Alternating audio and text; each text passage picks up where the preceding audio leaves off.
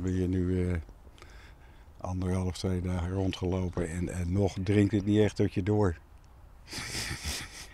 Het is vrij verschrikkelijk, hè? In een uurtijd is alles verwoest. Nou ja, jullie hebben het zelf gezien, het is gewoon een oorlogsscenario. Het is niet te geloven, het is alsof er een bom overal ontploft is.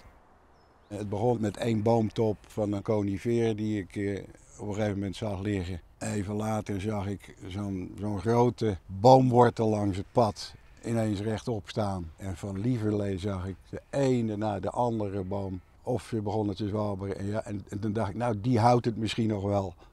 En even ja hoor, daar ging hij. We kwamen hier 13 jaar geleden, we waren gelijk verliefd hier op de plek.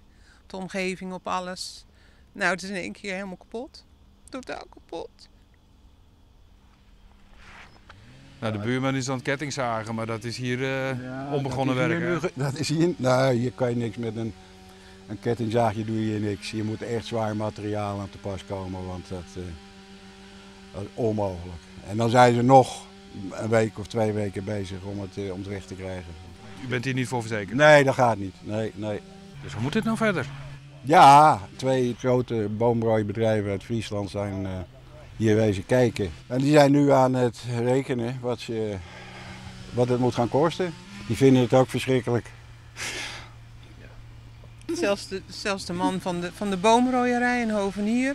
Hij zegt, nou hier schieten de tranen me in de ogen. Hij zegt, ik ben altijd bezig met bomen, planten en noem maar op. Hij zegt, maar zo'n ravage heb ik nog nooit gezien. Nooit gezien.